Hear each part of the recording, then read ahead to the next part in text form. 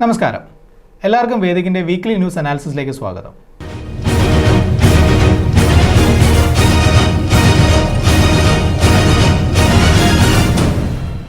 രാജ്യാന്തര തലത്തിലും അന്താരാഷ്ട്ര തലത്തിലും ഒട്ടേറെ പ്രാധാന്യം നിറഞ്ഞ ഒരാഴ്ചയായിരുന്നു ഈ കടന്നുപോയത്. എന്തെന്നാൽ സംഭവ വികാസങ്ങളുടെ ഒരു പെരുമഴ തന്നെയായിരുന്നു. എന്താണ് ഈ ഒരാഴ്ചയിൽ കടന്നുപോയ പ്രധാനപ്പെട്ട കറണ്ട് അഫയേഴ്സ് പോർഷൻസ് എന്ന് നമുക്കൊന്ന് വിശകലനം ചെയ്യാം. ഏറ്റവും ആദ്യം തന്നെ നമ്മൾ കണ്ണോടിക്കുന്നത് ഇറാൻ്റെ ഇസ്രയേൽ ആക്രമണത്തെക്കുറിച്ചാണ്. ഒരുപക്ഷെ ഇസ്രയേൽ എന്ന വാക്ക് അല്ലെങ്കിൽ ഇസ്രയേൽ എന്ന രാജ്യത്തിൻ്റെ പേര് നമ്മൾ കേൾക്കാൻ തുടങ്ങിയിട്ട് മാസങ്ങളായി. കാരണം 2023 ഒക്ടോബർ മുതൽ ഇസ്രയേൽ എന്ന രാജ്യത്തിൻ്റെ പേര് പാലസ്തീൻ പ്രശ്നവുമായി ബന്ധപ്പെട്ട് നമ്മൾ പലതരത്തിലുള്ള സാമൂഹ്യ മാധ്യമങ്ങളിലൂടെ കേൾക്കുന്നുണ്ട്. എന്നാൽ ഇറാൻ എന്ന രാജ്യത്തിൻ്റെ പേര് ഇസ്രയേൽ പ്രശ്നവുമായി ബന്ധപ്പെട്ട് നമ്മൾ കേൾക്കാൻ തുടങ്ങിയിട്ട് വളരെ കുറച്ച് നാളുകളായിട്ടേ ഉള്ളൂ. എന്നാൽ ഈ ഒരു പ്രശ്നത്തിൽ, ഇസ്രായേൽ പാലസ്തീൻ പ്രശ്നത്തിൽ ഇറാൻ എന്ന രാജ്യത്തിൻ്റെ പങ്ക് പണ്ട് തൊട്ടേ വളരെ വ്യക്തമാണ്. എന്നാൽ ഒരു യുദ്ധത്തിലേക്ക് നയിക്കുന്ന രീതിയിൽ അല്ലെങ്കിൽ ഇസ്രായേലിനെ ഡയറക്റ്റായിട്ട് കൺഫ്രണ്ട് ചെയ്യുന്ന ആ ഒരു പ്രതിസന്ധിയിലേക്ക് നേരിട്ട് കടന്നു വരുന്ന രീതിയിൽ ഇറാൻ എന്ന രാജ്യത്തിൻ്റെ ഉദയം സംഭവിച്ചിട്ട് ആഴ്ചകൾ മാത്രമേ ആവുന്നുള്ളൂ. അപ്പോൾ എന്താണ് ഇറാൻ്റെ പൊടുന്നനെയുള്ള ഒരു ആക്രമണത്തിൻ്റെ പിന്നിലെ ഉദ്ദേശമെന്ന് പറയുന്നത്, അല്ലെങ്കിൽ എന്താണ് അവയെ ഇസ്രായേലിലെ ആക്രമണത്തിലേക്ക് നയിച്ച പ്രധാനപ്പെട്ട വസ്തുതകൾ? 1948 ലോകത്തിലെ ആദ്യത്തെ ജൂതരാജ്യമായി നിലവിൽ വന്ന രാജ്യമാണ് ഇസ്രായേൽ. ആ ഒരു സമയത്ത് ഇസ്രായേലിനെ അംഗീകരിക്കുന്ന ലോകത്തിലെ രണ്ടാമത്തെ മുസ്ലിം ഭൂരിപക്ഷ രാജ്യമായിരുന്നു ഇറാൻ. 1948 അംഗീകാരം മുതൽ 2024 മിസൈൽ വർഷം വരെ എന്താണ് ഈ രണ്ട് രാജ്യങ്ങൾക്കിടയിൽ സംഭവിച്ചത്? തുടക്കകാലത്ത് ഇസ്രായേലുമായി വളരെ സുഹൃത്ത് ബന്ധമായിരുന്നു ഇറാൻ ഉണ്ടായിരുന്നത്. എന്നാൽ ആ ഒരു നിലപാടിനെ മാറ്റിമറിച്ചുകൊണ്ട്, അല്ലെങ്കിൽ ആ ഒരു നിലപാടിനെ സ്വാധീനിക്കത്തക്ക തരത്തിൽ 1979 ഇറാൻ എന്ന രാജ്യത്ത് ഇസ്ലാമിക വിപ്ലവം ആരംഭിച്ചു. അതുവരെ ഒരു മൊണാർക്കി, ഒരു രാജഭരണത്തിൻ്റെ കീഴിലായിരുന്ന ഇറാൻ ഒരു ഇസ്ലാമിക് റിപ്പബ്ലിക്കായി മാറുകയാണ് ചെയ്യുന്നത്. അതോടൊപ്പം തന്നെ ലോകമെമ്പാടുമുള്ള മുസ്ലിം സഹോദരങ്ങളുടെ സംരക്ഷണം തങ്ങൾക്കാണെന്ന് അവർ സ്വയം അവരോധിക്കുകയും ചെയ്യുന്നുണ്ട്. ഇതോടുകൂടി ഒരു സയോണിസ്റ്റ് രാജ്യമായി ഇസ്രായേലിനോടുള്ള അകൽച്ച ആരംഭിക്കുകയാണ്.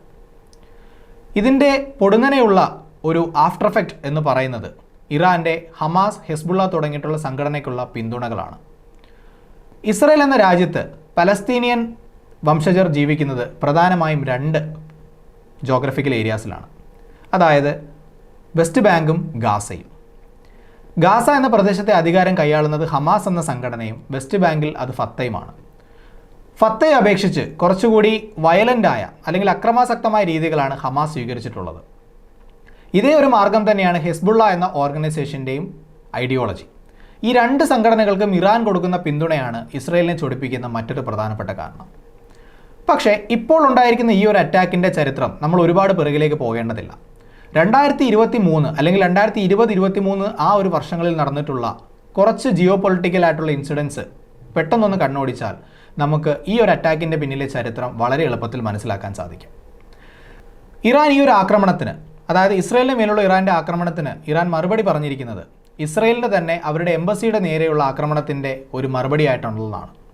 2023 ഒക്ടോബറിൽ ഹമാസ് എന്ന ഓർഗനൈസേഷൻ്റെ നേതൃത്വത്തിൽ ഇസ്രായേലിന് നേരെ ഒരു അറ്റാക്ക് നടക്കുന്നു. അതിൻ്റെ റിട്ടാലിയേഷൻ, ഒരു മറുപടി എന്നോണം ഇസ്രായേൽ എന്ന രാജ്യം ജോർദാൻ്റെ ഇറാനിയൻ എംബസി ആക്രമിക്കുകയും ആ ഒരു ആക്രമണത്തിൽ അൺഫോർച്ചുനേറ്റ്ലി ഇറാൻ്റെ കുറച്ച് നയതന്ത്ര പ്രതിനിധികളും സൈനിക നേതാക്കളും മരണപ്പെടുകയും ചെയ്യുന്നുണ്ട്. ഈ ഒരു കാരണമാണ് ഇറാൻ്റെ ഇസ്രായേലിന് മേലുള്ള ആക്രമണത്തിനെ ഒരു പൊടുന്നനെയുള്ള റീസണായിട്ട് നമുക്ക് കാണാനായിട്ട് സാധിക്കുന്നത്. എന്നാൽ ചരിത്രപരമായ വസ്തുതകളും ഇവയെ നിരസിക്കാവുന്നതല്ല. എന്നാൽ എന്താണ് ഇറാൻ്റെ ഇസ്രായേൽ ആക്രമണം മറ്റൊരു തലത്തിൽ ലോകരാജ്യങ്ങളെ ആശങ്കയിലാക്കുന്നത്? കാരണം ഇരു രാജ്യങ്ങളും ആണവ ശക്തിയുള്ള രാജ്യങ്ങൾ ആണെന്ന് തന്നെയാണ്. ലോകത്തിലെ 9 ആണവ രാജ്യങ്ങളിൽ ഒന്ന് തന്നെയാണ് ഇസ്രായേൽ. എന്നാൽ ഇറാൻ അവരുടെ ആണവ ശക്തി നിരന്തരം വികസിപ്പിച്ചുകൊണ്ടിരിക്കുകയും ചെയ്യുന്നുണ്ട്. ഒരുപക്ഷെ ഇറാൻ ഇസ്രായേൽ യുദ്ധം നാളെ മറ്റൊരു തലത്തിൽ എത്തിക്കഴിഞ്ഞാൽ ഒരു 3ാം ലോക മഹായുദ്ധത്തിലേക്കാകും ലോകം വിറ്റ്നസ് ചെയ്യാൻ പോകുന്നത്. അപ്പോൾ അതുകൊണ്ട് തന്നെ ഇസ്രായേൽ ഇറാൻ പോരാട്ടം ഒരു ലോകശ്രദ്ധ നേരിടുന്നതിൻ്റെ പ്രധാനപ്പെട്ട കാരണം ഈ സവിശേഷതകളൊന്നു തന്നെയാണ്.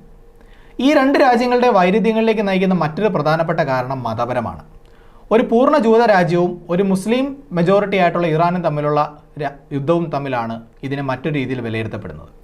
എന്നാൽ ഒന്ന് വ്യക്തമായി കണ്ണോടിച്ചാൽ നമുക്ക് മനസ്സിലാവും, മതത്തെക്കാളേറെ രാഷ്ട്രീയപരമാണ് ഇവിടുത്തെ അവസ്ഥകളെന്ന് പറയുന്നത്. വളരെ മിനറൽ റിച്ച് ആയിട്ടുള്ള അല്ലെങ്കിൽ മറ്റ് ജൈവ വൈവിധ്യങ്ങൾ കൊണ്ട് സമ്പന്നമായിട്ടുള്ള മധ്യേഷ്യ എന്ന പ്രദേശത്തെ അധികാരം സ്ഥാപിക്കാനായി ഇറാനും ഇസ്രായേലും തമ്മിൽ നടത്തുന്ന പോരാട്ടത്തിൻ്റെ ഒരു മറുവശമായും ഇപ്പോൾ സംഭവിച്ചിരിക്കുന്ന ഈ ഒരു ആക്രമണത്തെ നമുക്ക് കാണാൻ സാധിക്കും. അപ്പോൾ ഇന്ത്യ ഉൾപ്പെടെയുള്ള രാജ്യങ്ങളെ വളരെയേറെ ആശങ്കപ്പെടുത്തുന്ന ഒന്നാണ് ഇപ്പോൾ നിലവിൽ നടന്നുകൊണ്ടിരിക്കുന്ന ഇറാൻ-ഇസ്രയേൽ യുദ്ധം എന്ന് പറയുന്നത്. അപ്പോൾ ഇതിനൊരു അറുതി വരുത്തുക എന്ന് പറയുന്നത് എല്ലാ രാജ്യങ്ങളെ പോലെ തന്നെ ഇന്ത്യക്ക് വളരെ അത്യന്താപേക്ഷിതമാണ്. കാരണം ഈ രണ്ട് രാജ്യങ്ങളുമായുള്ള നയതന്ത്ര ബന്ധം ഇന്ത്യക്ക് വളരെ പ്രധാനപ്പെട്ടതാണ്. ഇസ്രയേൽ എന്ന രാജ്യം വളരെ ഡിഫൻസ് സോഫിസ്റ്റിക്കേറ്റഡ് ആയിട്ടുള്ള വെപ്പൺസ് ഇന്ത്യക്ക് സപ്ലൈ ചെയ്യുന്നതിൽ മുൻപന്തിയിലാണ്. അതുപോലെ തന്നെ നമ്മുടെ ഊർജ്ജ പ്രതിസന്ധിക്ക് ഒരു പരിധിവരെ വിരാമം നൽകുന്നത് ഇറാൻ്റെ എണ്ണ സപ്ലൈ ആണ്. അപ്പോൾ ഈ രണ്ട് കാരണങ്ങൾ കൊണ്ട് തന്നെ ഈ രണ്ട് രാജ്യങ്ങൾക്കിടയിലുള്ള പ്രശ്നത്തിൻ്റെ ഒരു എസ്കലേഷൻ ഒഴിവാക്കുക എന്നുള്ളത് ഇന്ത്യയെ സംബന്ധിച്ചിടത്തോളം വളരെ പ്രധാനമാണ്. കഴിഞ്ഞ ആഴ്ച ലോകം കടന്നുപോയ മറ്റൊരു പ്രധാനപ്പെട്ട വാർത്തയാണ് ഷാഗോസ് ആർക്കിപ്പെലാഗോയെ ബ്രിട്ടൻ മൗറീഷ്യസിന് തിരിച്ചു നൽകിയത്. അപ്പോൾ ഇവിടെ ഞാൻ 3 ടെറിട്ടറീസിൻ്റെ പേരാണ് പറഞ്ഞിട്ടുള്ളത്: ഷാഗോസ്, UK, അതുപോലെ തന്നെ മൗറീഷ്യസ്. ഷാഗോസ് എന്നതൊരു ആർക്കിപ്പെലാഗോയാണ്. ജോഗ്രഫിയിൽ എന്താണ് ആർക്കിപ്പെലാഗോ? ആർക്കിപ്പെലാഗോ എന്തെന്ന് പറഞ്ഞാൽ ദ്വീപ സമൂഹമാണ്. UK എന്നത് നമുക്കറിയാം യൂറോപ്യൻ രാജ്യമാണ്. മൗറീഷ്യസ് എന്ന് പറയുന്നത് ഇന്ത്യൻ ഓഷനിൽ സ്ഥിതി ചെയ്യുന്ന ഒരു ദ്വീപ സമൂഹമാണ്. പരമ്പരാഗതപരമായി മൗറീഷ്യസിന് അവകാശപ്പെട്ട ഷാഗോസ് ആർക്കിപ്പെലാഗോയെ ബ്രിട്ടൻ തിരികെ നൽകുകയാണ് ചെയ്തിരിക്കുന്നത്. 1966 ഷാഗോസ് ആർക്കിപ്പെലാഗോയിൽ തന്നെയുള്ള ഒരു ദ്വീപിനെ ബ്രിട്ടൻ അമേരിക്കയ്ക്ക് കൈമാറിയിരുന്നു. അവിടെയാണ് അമേരിക്ക കുപ്രസിദ്ധമായ ഡിയേഗോ ഗാർസിയ എന്ന സൈനിക താവളവും അതോടനുബന്ധിച്ചുള്ള ജയിലും സ്ഥാപിക്കുന്നത്. ഇതോടുകൂടി ഇന്ത്യൻ മഹാസമുദ്രത്തിൽ അമേരിക്കയുടെ സ്ഥാനം വളരെ അരക്കിട്ടുറപ്പിക്കുന്ന രീതിയിലായിരുന്നു. ഇതെല്ലാം തന്നെ പ്രാദേശികപരമായ വളരെയേറെ സമ്മർദ്ദങ്ങൾക്ക് വിധേയമായ തീരുമാനങ്ങളായിരുന്നു. കാരണം ഒരു കൊളോണിയൽ ശക്തിയായിരുന്ന അമേരിക്കയും ബ്രിട്ടനെയും ഇന്ത്യൻ മഹാസമുദ്രത്തിൽ അവരുടെ സാന്നിധ്യം തന്നെ മറ്റ് രാജ്യങ്ങളെ വല്ലാതെ അസ്വസ്ഥമാക്കിയിരുന്നു. അപ്പോൾ വളരെ വ്യക്തമായി തന്നെ നമുക്ക് കണ്ണോടിക്കേണ്ട മറ്റൊരു വാർത്തയാണ് ഷാഗോസ് ആർക്കിപ്പെലാഗോ മൗറീഷ്യസിന് തിരികെ നൽകാനുള്ള ബ്രിട്ടൻ്റെ ആ ഒരു നീക്കം. ഷാഗോസ് ആർക്കിപ്പെലാഗോയെക്കുറിച്ച് ജോഗ്രഫിക്കലി നമ്മൾ കൺസിഡർ ചെയ്യേണ്ട മറ്റൊരു പ്രധാനപ്പെട്ട പോയിൻ്റാണ് അതൊരു ഹോട്ട്സ്പോട്ട് വോൾക്കാനിസത്തിൻ്റെ ഭാഗമാണെന്നുള്ളത്. വോൾക്കാനിക് ആക്ടിവിറ്റി വളരെയേറെ കൂടി നിൽക്കുന്ന ഭൂമിയിലെ ചില സ്ഥലങ്ങളെയാണ് നമ്മൾ വോൾക്കാനിക് ഹോട്ട്സ്പോട്ട് എന്ന് വിശേഷിപ്പിക്കുന്നത്. അപ്പോൾ ഇന്ത്യൻ മഹാസമുദ്രത്തിൽ സ്ഥിതി ചെയ്യുന്ന റീയൂണിയൻ ഹോട്ട്സ്പോട്ട് എന്ന് പറയുന്ന ആ ഒരു ജോഗ്രഫിക്കൽ സിസ്റ്റത്തിൻ്റെ ഭാഗം തന്നെയാണ് ഷാഗോസ് ആർക്കിപ്പെലാഗോയും. നമ്മുടെ ലക്ഷദ്വീപ് ഉൾപ്പെടെയുള്ള പ്രദേശങ്ങൾ ഇത്തരത്തിലുള്ള പ്രദേശങ്ങളുടെ ഭാഗം തന്നെയാണ്. അപ്പോൾ ജോഗ്രഫിക്കലി ആണെങ്കിലും പൊളിറ്റിക്കലി ആണെങ്കിലും ഷാഗോസ് ആർക്കിപ്പെലാഗോ വളരെയേറെ വാർത്താ പ്രാധാന്യം നേടിക്കഴിഞ്ഞിരിക്കുന്നു. കാരണം ഒരു പൊളിറ്റിക്കൽ ഇൻസ്റ്റിറ്റ്യൂഷൻ അല്ലെങ്കിൽ ഒരു രാജ്യമെന്ന നിലയിൽ ബ്രിട്ടൻ്റെ സമീപനം വളരെ സ്തുത്യർഹം തന്നെയാണ്. ഷാഗോസ് ആർക്കിപ്പെലാഗോ അതിൻ്റെ യഥാർത്ഥ അവകാശികളിലേക്ക് തന്നെ മടങ്ങിയെത്തിയിരിക്കുന്നു. അടുത്ത പ്രധാനപ്പെട്ട ഒരു വാർത്ത സാമ്പത്തിക രംഗത്തു നിന്ന് തന്നെയാണ്. 3 പ്രധാനപ്പെട്ട അംഗങ്ങളെ മോണിറ്ററി പോളിസി കമ്മിറ്റിയിലേക്ക് ഗവൺമെൻറ് നോമിനേറ്റ് ചെയ്യപ്പെട്ടിരിക്കുന്നു. അപ്പോൾ എന്താണ് മോണിറ്ററി പോളിസി കമ്മിറ്റി? അതിനു മുമ്പ് എന്താണ് മോണിറ്ററി പോളിസി എന്ന് നമുക്കൊന്ന് നോക്കാം. മോണിറ്ററി പോളിസി എന്നത് ഒരു രാജ്യത്തെ പരമാധികാര ബാങ്കിൻ്റെ ഒഫീഷ്യൽ പോളിസിയാണ് എന്ന് വിളിക്കുന്നത്. ഫിസ്ക്കൽ പോളിസി എന്നത് ഒരു രാജ്യത്തിൻ്റെ ഗവൺമെൻറ്റിൻ്റെ ഒഫീഷ്യൽ പോളിസിയാണ് ഫിസ്ക്കൽ പോളിസി എന്ന് നാം വിളിക്കുന്നത്. മോണിറ്ററി പോളിസി എന്നത് ഒരു രാജ്യത്തെ മണി സപ്ലൈ കൺട്രോൾ ചെയ്യുന്നതിൻ്റെ ഭാഗമായി ഒരു രാജ്യം നിർവഹിക്കുന്ന ഒരു രാജ്യത്തിൻ്റെ ഔദ്യോഗിക ബാങ്ക് നിർവഹിക്കുന്ന കുറച്ച് പ്രോട്ടോകോൾസിനെയാണ് മോണിറ്ററി പോളിസി നമ്മൾ ഉൾപ്പെടുത്തിയിരിക്കുന്നത്. ഇന്ത്യയുടെ മോണിറ്ററി പോളിസി കൺട്രോൾ ചെയ്യുന്നത് മോണിറ്ററി പോളിസി കമ്മിറ്റിയാണ്. എന്തെന്നാൽ ഗവൺമെൻറ്റിൻ്റെയും അതുപോലെ തന്നെ RBIയുടെയും കൃത്യമായ പങ്കാളിത്തം ഈ ഒരു മേഖലയിൽ വളരെ അത്യന്താപേക്ഷിതമാണ്. അപ്പോൾ മോണിറ്ററി പോളിസി എന്നുള്ളത് ഒരു 6 അംഗ കമ്മിറ്റിയാണ്.